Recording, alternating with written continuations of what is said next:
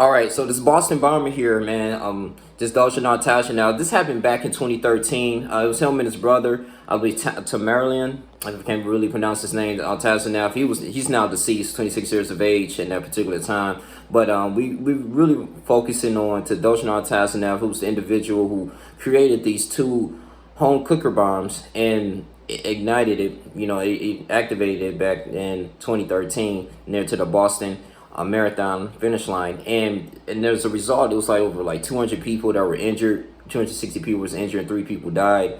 And now we just received some news, since I'm updated news, that the 3 judges from the first U.S. Circuit Court want to do a new penalty phase trial, okay, based on they should execute him or not. And I'm just thinking like, damn, it's I understand, like, from his attorney, from his perspective, he said, listen, we got to at least have a fair trial if you want to go ahead and get him the, execution rate. But, I mean, we can go way back in history, back then, the death penalty, especially in states like Alabama, I mean, they were really biased, especially to African Americans and those who were low wage, because in the particular time is that you can be charged for, like, a murder or someone who did some type of premeditated activity. They will be automatic, and they have that death penalty, like the states of Louisiana, Florida, Texas. They will automatically just get the death penalty without even having a fair potential bias on jury. So I kind of understand from that aspect, but it is proper evidence there that this individual, he was with his brother and they created these 2 home cooker bombs. I mean, according to forensic evidence, I mean, I remember watching this because this was very historic, and it's tragedy too, because I watched this back in 2013 at the high school, man, and I love running, I love cross country, I love the sport, marathons. It's amazing. 26.2 miles. It's a beautiful thing, regardless if you come in first, second, third, or last place, that you even place. And Massachusetts, man, they're really known for just running and just doing a lot of just athletic things, and I commend them from doing that, because it takes a lot of heart to get up in the morning and eat some type of oatmeal and get your carbohydrates going in, and really laser focus it on during that day and putting your body through some pain. But at the end of the day, man, just crossing that finish line, just knowing that you won a medal, or you place, and or if you didn't place, that you participate in this marathon. And we weren't thinking about this. This is domestic terrorists. Even the President Trump say that he was really in a disagreement with the judge over this decision here. Now they want to have a second appeal case in the trial. Now we got to really give out this evidence to really convince the jury, so we have a potential biased jury, that we want this individual to go ahead and get the death penalty. Now I'm not a huge fan of death penalty, but when you do some premeditated things for no apparent reason, and first degree murder, yes, I truly believe that you need to be dealt with and held with the consequences. Now they did say, according to he will still be locked up in prison for the rest of his life, but it just really hardens me when I hear this, that the mother of Crystal Campbell, she was 29 years old, one of the attackers, one of the person that was a victim of the attack. Patricia Campbell was the mother. She was saying that, like, it's not fair. I mean, that this man still was able to live his life, even though he's in prison and in the worst conditions, but he's still able to live his life and still breathe the next day. That's not cool. I mean, what about those people, that suffer, that wasn't even expecting for something that to happen to them like that, of act of hatred.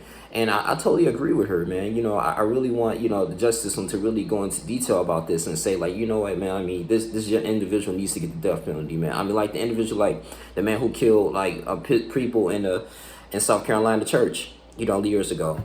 He should be, going to the death penalty. I think they're working on that, but why does it seem like, you feel like, yes, innocent people, y'all quick to slam the hammer on us, but when someone does an egregious act, it's like, damn, y'all take your time. And that's what it seems like. They either get a TV show, they either get, what I'm saying, they just get all this notoriety, they get a documentary going on, they get remembered for doing something ridiculous, man, but y'all won't, give them the pen. And I'm just looking like, bro, like, at the end of the day, man, this individual, he killed so many people. I mean, he injured and ruined a lot of people's lives, man, just for cooking home cooker bombs. I don't know why. Like, why would you sit up here and do certain things like this, and, man, and put people in jeopardy, man, and just kill them for no reason that you don't even know. And that's just a spiritual demonic attack. I don't know what was really just in his mindset.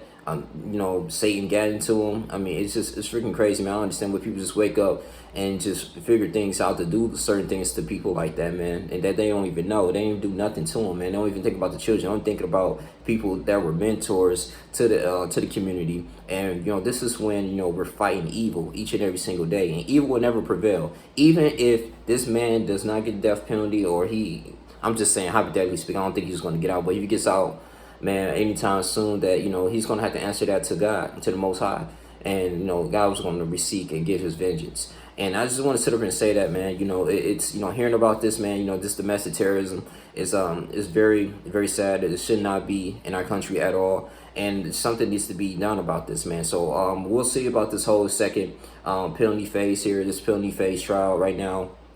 I'm pretty sure they got most all the evidence there, the home cooker bombs, all this stuff. Even the victims can go out and speak out, even the video as well. Because I'm looking like it's runners there crossing the finish line, thinking they worked so hard to get to this particular moment, about to celebrate with their family, and end up dying or just injured. And this is crazy too, because after that incident happened, they definitely went, the whole state of Massachusetts, I think most of the states of Massachusetts, but I know Boston particularly, where it took place, they went to the state of martial law. And it was people, like citizens couldn't go outside. I mean, they was going door to door. It was a long search, man, like over a week, man. It was crazy. And it really kind of changed the state and the morale of the state, man. Seriously, it did. I don't know what the governor in that particular time was saying, but people were scared. People was scared to go home and do certain things, man, because they didn't know what happened. Who did this? It was like almost equivalent to 9/11 a little bit, man. I mean, but this is what like a lot of these terrorists do. They like to make a big scene, man, and large crowds like malls and people that's having big gatherings and concerts and stuff like that. Thinking that okay, well, people's gonna have their guard down. And maybe it's just a lesson that we can learn too from this as well. I'm pretty sure they have security, but they didn't really think like, okay, who's gonna go out here and blow up people that's running? Who does that, man? So, but at the end of the day, I really in agreement with it. I think this man should get executed, for what he's done. Even if he gave himself to the Lord, it's just the fact that you gotta pay for what you have done to the people, man. That's not cool at all. That's an in between human God, man, at the end of the day. So we're gonna see what's gonna happen, man. I just want to go ahead and give my thoughts on that, though. And rest in peace and condolences to all the family members had to really go through all this crazy situation, this victimization. And it's interesting too, because I went to church last week and we was talking about how life is not fair, man, and it really isn't. And God didn't really promise us life was going to be fair. He didn't, and of course this is no excuse that we have to go through this certain stuff, but at the same time, man, we gotta kind of embrace it. We're only on this earth temporary, and Satan, he kind of uses all these different tools to divide us. A family that's not united won't stand. And that's all he's trying to do: seek, kill, and destroy as many people as possible, man. And he's gonna use people, young people, old people, or people who's uninfluenced, man, to go out here and they're in a weak spiritual state, to go in here and commit and hurt others, and so other people that's doing good in this world can be discouraged. That's all it is, man. But just keep your heads up. That's all I really want to say. You guys continue to like, comment, subscribe. Thank you for this video, for supporting this video. Those who's gonna see it, should support, share this video, and I love you guys. I'm out. Till next time. Deuces.